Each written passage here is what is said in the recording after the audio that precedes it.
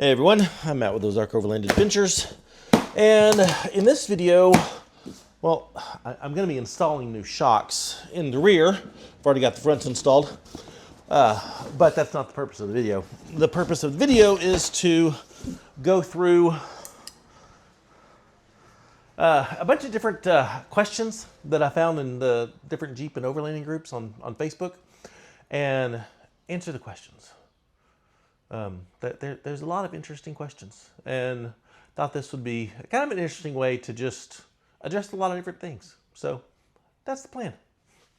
These are the new Bilstein 8100 DSA shocks, and what's that? Interesting. And I gotta say, Bilstein does the most interesting packing filler. Awesome. I'm sure these are very recyclable, but it looks like you could build stuff out of them. But they're just very interesting. Oh, look at that. Look at that. Beautiful. That is just a work of art.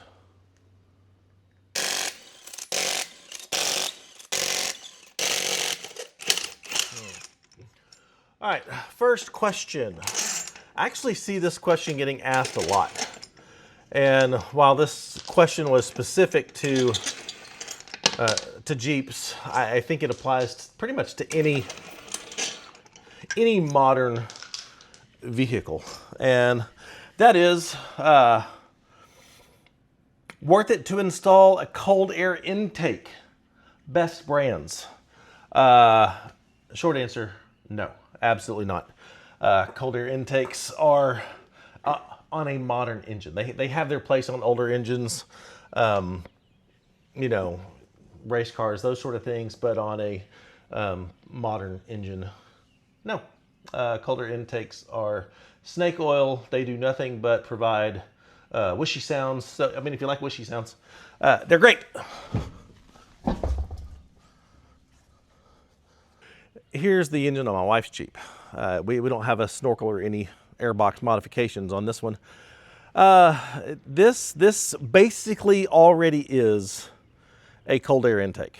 It's sucking the air from right here at the front of the fender. So it's pulling air in right here. Most cold air intakes, or a lot of cold air intakes, actually open up the air box to suck air in from here, which makes it a hot air intake, not a cold air intake. So that's just stupid, just on its own. So there's no reason to modify the factory air box for any kind of performance gains. It's just not going to happen. Now, if your desire is actually something functional, then get a snorkel, because this does make a difference. It changes the air intake from right here to up here, which does a couple different things. One, it does bring in fresher, colder, and most importantly, cleaner air from here than you're going to get here. It does help with water fording and, you know, preventing your engine from hydrolock, but one of the best things about it is it legit keeps your air filter cleaner, because the air coming from up there is much cleaner than the air coming from down here, especially in dusty environments. If you've seen any pictures of rigs in dust, there's a lot more dust down here at this level than there is up here at the top of the vehicle level. So, should you buy a cold air intake? No. Should you get a snorkel instead? Yes. There we go. All right, next question. Let's see, someone asked, this is my new ride. What's a good name for it? Every time I see people asking for names to help name their Jeep, because it seems to be a Jeep thing. I don't see people naming their Toyotas or their Land Cruisers, Land Rovers. But I cringe. Not because I don't think I don't have a problem with people naming their vehicles. because all of mine are named. We've got Sully, Poppy, and Boo. Sully and Boo named from Monsters, Inc. Carrie actually came up with the name Sully because typically my hair has purple and blue color in it. Sully was going to be big and blue, so she came up with the name Sully. And then we got her Wrangler, which was pink, and the color of the little girl who is Sully's friend in Monsters, Inc. is Boo.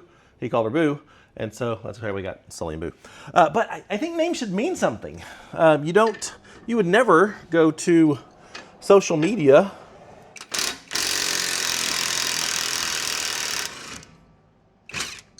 and say, help me name my kid. And I think that's the same way for naming a vehicle. I think it should be personal. I think it should have meaning. And if you are asking people to name your vehicle on social media, then you're going to get dumb cliche names. Like if I had, posted my Gladiator on social media, hey, help me name my Jeep. You'd get, stuff like the Blue Bomber or Titan or, just stuff like that.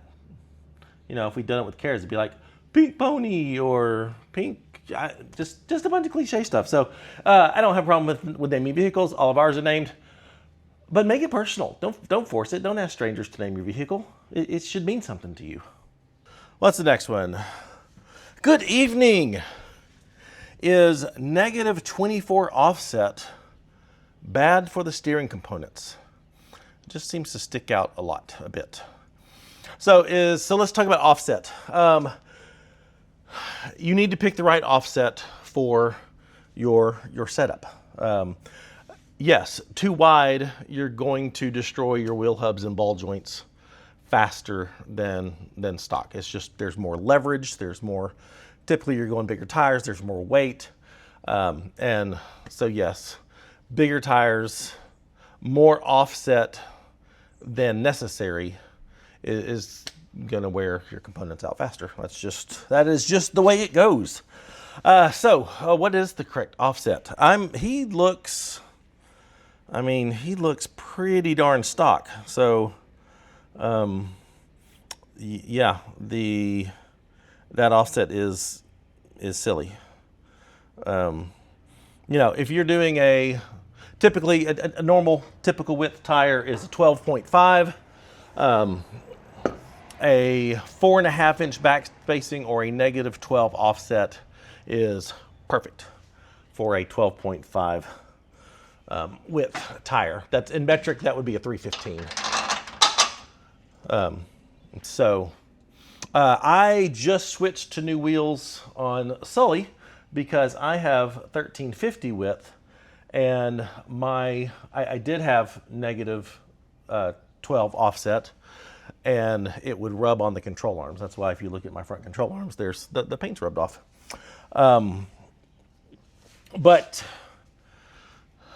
So I switched to wheels that were a negative 18 offset, and now it's perfect. There's no rubbing. So I switched to a slightly deeper offset than what I had, purely because the other one was rubbing. And going to like a negative 38 would have been too much. I don't need that much. The other thing to consider is the wider your tires are. If you are, in some nasty terrain, then that is going to fling even more mud everywhere. So, something else to consider. Next question. Does lifting a Mojave Gladiator, make sense? No. Lifting a Mojave does not make sense. I actually covered that in a video I did maybe a month or so ago on how to lift your Jeep on a budget. And I mean, the thing with the Mojave is it comes with a killer tuned suspension specifically designed for fast desert running from the factory. And that is why you buy a Mojave. That is what it is designed for. That's what it's made for. And I don't understand buying a Mojave to rip out that suspension, unless you're spending high dollar to get something comparable or better. I would challenge that these new shocks and my suspension would probably do better than a Mojave. But most people aren't out to spend that kind of money and just want to lift their vehicle. So does lifting a Mojave make sense? No. If you're going to buy a Gladiator for the purpose of pulling out the suspension and lifting it, then get a Rubicon or a Sport S Max Tow. Don't mess up a Mojave. I mean, you can run 35s on it from the factory. I just do that. Maybe a small 1-inch puck lift. It just maybe, but that's it. Next question. As I am putting my big old 38 back on here, there we go. Little leg leverage does wonders. Next question is, I'm in the process of doing wheels and tires. I found the wheels I want, but looking for input. What tire brand everyone likes best? Those questions crack me up, because what you're going to get is what tire everybody's running, because everybody thinks their tire is the best, because that's why they're running it, is because it's the best. Doesn't matter if it's a Nitto, a Toyo, a Firestone, a Iron Rock, blah blah blah, Milestar. There's no objective answers there. And so you always got to ask yourself, okay, how are you using your vehicle? Is it going to be, off-road most of the time? Is it going to be on pavement most of the time? When it is going to be off-road, how much do you want to compromise in on-road performance versus off-road performance? What size tires are you running? How heavy are they going to be? What vehicle are they going on? I mean, there's just way too many variables to be able to answer that type of question. So when I see people ask, what's the best suspension? Or what's the best tire? Or what's the best wheels? That's just always a crapshoot of the whole bunch of people telling you that what they run is the best, and that's never true.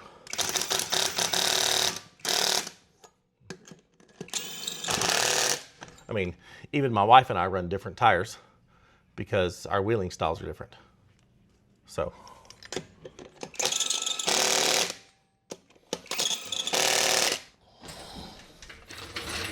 Yeah, thank you. I am now waiting for the comments that ridicule me for not using a jack stand and just using the jack. I don't care. I'm not, I'm just in there for a minute.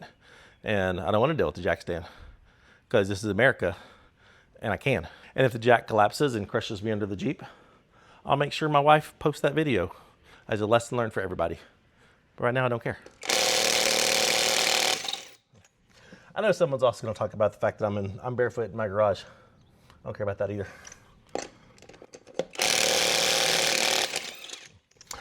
Next question. Since I am, there it is.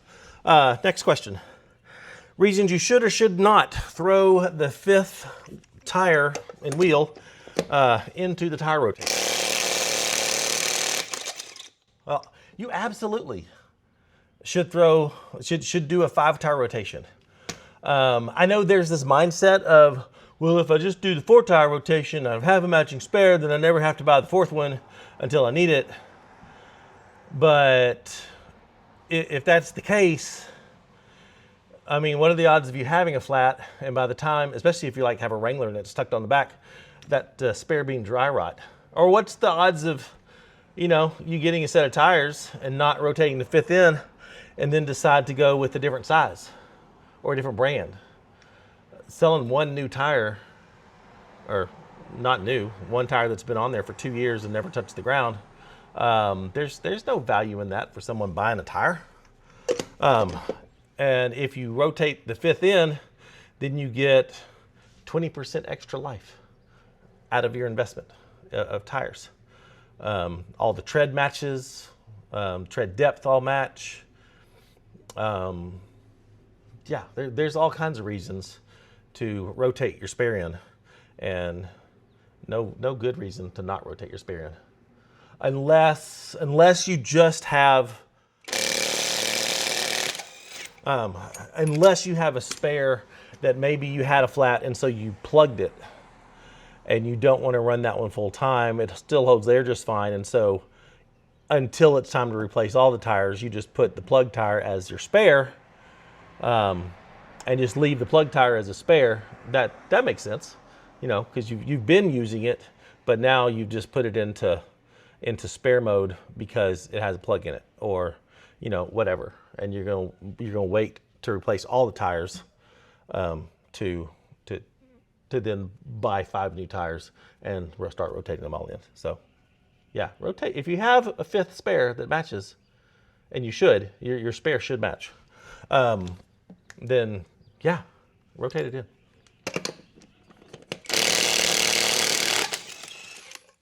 All right, next question is, if you've been following the channel for a while and have kept up with the build of Sully, then you may be wondering, why are you replacing your Elka shocks with the Bilsteins? And that's because, I mean, different shocks are rated for different things, and these are incredible shocks. I have nothing but amazing things to say about the Elkas, but they don't control the weight of Sully as well as I want them to.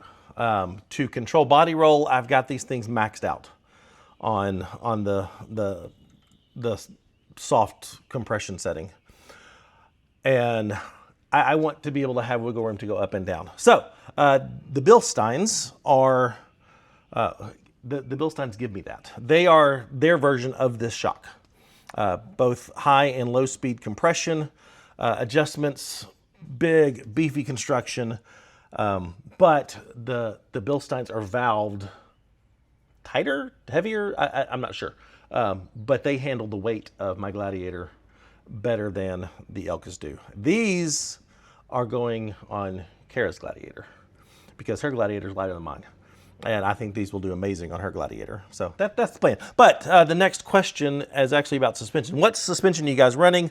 Especially shocks and spring. I need a 4.5-inch spring. My suspension sucks now after the RTT rack and awning and all the stuff they put in the back. Their suspension sucks now. And I suspect, he says I need a 4.5-inch spring. I suspect he's actually got a 3.5-inch lift, and that's why he's saying he needs a 4.5-inch spring. Don't do that. Don't compensate for weight by adding a longer spring, because that spring's still not designed for that much weight. Get a proper rated spring that's designed for your weight. I started with the Rock Crawler suspension, their X Factor mid-arm, I think, and great lift before I started adding all the weight.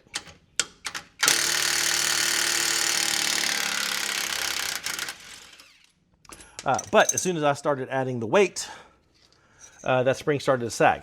Rock Crawler's solution was, well, go with the 4-inch spring, which I did. Guess what? It sagged. And so then I switched to the Clayton lift, used their standard spring, and it did great until I added, a little more weight. And then it started to have issues. And so instead of going with a longer Clayton spring, I did the proper thing and switched to their HD spring. And there's several manufacturers that make, those type of upgrades, but make the proper spring rate. And that makes a huge difference. So don't go with longer spring. Go properly rated spring for your needs.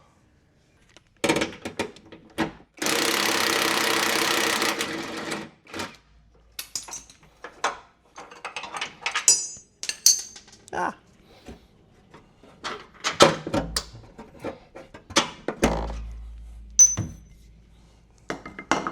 All right, next question.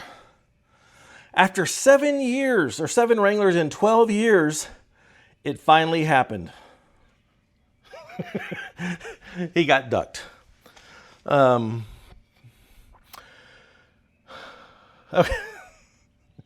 All right, here's my take on the whole duck thing. I think when it started, I think by a lady in Canada during COVID, the desire of that was cute. Spread a little joy around to people. But it has just become a joke. The whole point was to, put it on a Jeep and go, being like, hey, cool, like your Jeep. Well, what you see now is just a bunch of stock Jeeps running around with a buttload of ducks across the dash. And it's a bone stock Jeep. There's other than it being a Jeep, why would someone duck that? So what it's become is kind of like what's the guy's name?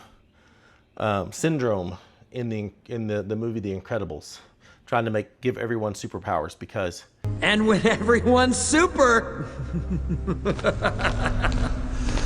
no one will be. So if all the stock Jeeps are running around with the dash full of ducks, and that means your Jeep's special, then no one's is. So, I'm fine with it. I don't carry ducks. I don't duck people. If I get a duck, it goes to my dogs to play with. So if I get ducked, Izzy likes it. Izzy likes it when I get ducked. Ah! Gotta get in there quick. Ah! Yes! Ha ha! Boom! Perfect. All right, next question. This one kind of is in line with the previous one about the ducks. Aftermarket grills. I bought a used aftermarket grill off Marketplace for $50. What you like better, the new grill or the stock grill? Needless to say, those questions just bring out a lot of opinion, a whole lot of opinion. And I've shared this in other videos. If making your Jeep look angry and is your thing, whatever. But don't get one of these. I didn't screenshot the full thing, but here is the factory grill. You can see how much room there is there at the top of the grill for airflow, okay? And here is the aftermarket grill. They have reduced the airflow to the engine and the radiator to just that little opening down there. That's got to be a 50% reduction in airflow to the radiator, which, the engines on these things already run with the fan on a lot of the times. I don't know why anyone would want to reduce the airflow to their engine. That is just silly. And as far as this particular grill goes, I don't know why you want your grill to look like, because that's what that Jeep looks like. So, whatever. But don't reduce your airflow to the radiator. If you're gonna get an ugly grill, angry grill, sorry, my opinion came out. If you're gonna get an angry grill, then at least get one that's got all the slats and doesn't restrict the airflow. All right, next question. I see this a lot. I didn't want to make this mistake. I just knew what I was doing. I knew what I was getting myself into. I think I messed up. I bought a half rack and tent, then decided I wanted a fixed 270 awning. But now the brackets, so if you are building out a truck, then a half rack or even 3/4 rack, you can't run a a fixed awning, like a 270 or a 180, you can't do that because the awning will cover up the rear door. It just doesn't work. And nobody that I know of makes a bracket that actually lifts. I mean, look at this. I don't know if you can see that very good, but lifts the awning up high enough to clear the door and out far enough so that the tent can open. One, that would be very unstable, and it just, I mean, that's just never going to work. So that was one of the things. When I switched to a full height rack, I knew I could get a full an actual awning, 270. In the meantime, back when I had my half height rack, man, the moonshade awning, it's portable, packs up in a little bag about like this, easy to deploy, easy to put away. That worked great for my half rack. So yeah, that's just the nature of it. If you're going to do a half rack, you need to do like a portable type awning, like a moonshade.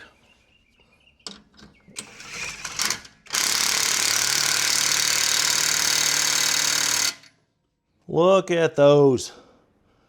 Look how beautiful those are. I can't wait to try them out. All right, next question. Does anyone have any experience with the cell signal booster systems? I see a lot of rigs with the WeBoost antenna, but haven't heard many reviews. Here is the truth. WeBoost is one brand. HiBoost is another. I ran that for a little while. Do they work? Yes, under the right conditions. The thing with the cell boosters, the WeBoost, the HiBoost, whatever the other brands are, is it has to have signal to boost. So if you were in an area with no signal, it's there's no signal to boost. If you truly want connectivity in remote areas, where did the lug nut go? There you go. Hello. Oh, there it is. If you really want connectivity in remote areas, with the WeBoosts, the cell boosters are not the answer.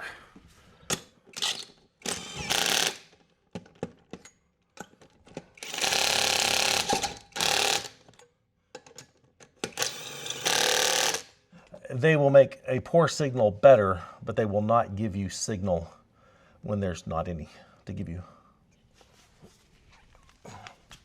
So if you need connectivity in remote areas, the Starlink Mini is absolutely the best option. So I just got mine mounted to the roof of my Gladiator with a Rivalink quick release mount. And I have connectivity anywhere I am as long as I have a clear view of the sky. All right, this question actually piggybacks off the last one. Does anyone has anyone used the satellite messaging feature on the iPhone 14s and newer? Yes, I have. Well, I have tried.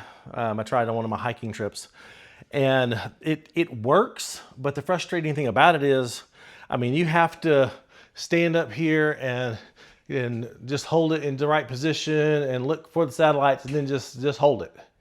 And it can take a stupid amount of time. So yes, it works. Do not trust this in any type of emergency situation, in any type of situation where you have to make sure you can get a hold of someone or receive information. Again, the Starlink Mini, it works, but it's not something you would depend on. All right, let's take it for a test drive. And feels solid. No shimmy. I like it. Just have a couple questions left. This one is specifically for a Tacoma, but it applies to any mid-size truck. Anyone with a Tacoma and only have everything mounted to the cab roof, is it possible to do an awning, shower room, rooftop tent all on the cab? The answer is no. If you have a full-size SUV, if you have an SUV, you know, Wrangler, 4Runner, Sequoia, Pathfinder, whatever, that spreads the load out over a much bigger roof, then and you have an appropriate roof rack, then yes. But a mid-sized truck these roofs, they're not designed to handle that much weight up there. And to my knowledge, no one makes an actual roof rack for any of them that's designed to support the weight of a rooftop tent. So I don't think that's even a possibility. And you definitely can't. The things that mount to the gutters, like my Sherpa rack, definitely not designed to carry a rooftop tent. So, I mean, that's the purpose of having a truck, is put a bed on the back. Now, they want to continue to use their truck for truck things, and I think that's where you just have to be flexible and maybe remove stuff on and off. But yeah, on the cab of a mid-size pickup, no. Well, I'd say everything definitely feels better with the new shocks. Much less body roll than before, which is what I was trying to fix. And that leads me to the last question here that was asked. It was specifically about a Jeep, but it applies to all vehicles. Just posted a photo and said, I'm wondering if I need any other mods. If you are asking that question and you don't know what need you have that a modification might address, then the answer is an obvious no. This whole mindset of just modifications for modification's sake, that gets you in trouble. That ends up wasting a lot of money. It can actually do more harm than good. So in my case, I just did new shocks. Why did I do new shocks? Because I had a reason. I had a need to control body roll and control the weight a little better. So yeah, so if you are asking the question, do I need any other modifications, and you don't know what it is you're trying to address or what your needs may be, then the answer is no. You don't. Get out there, use your rigs, and see what you need, or see what problems need to be addressed, see what preferences may need to be addressed, and then go from there. Don't just mod for mod's sake.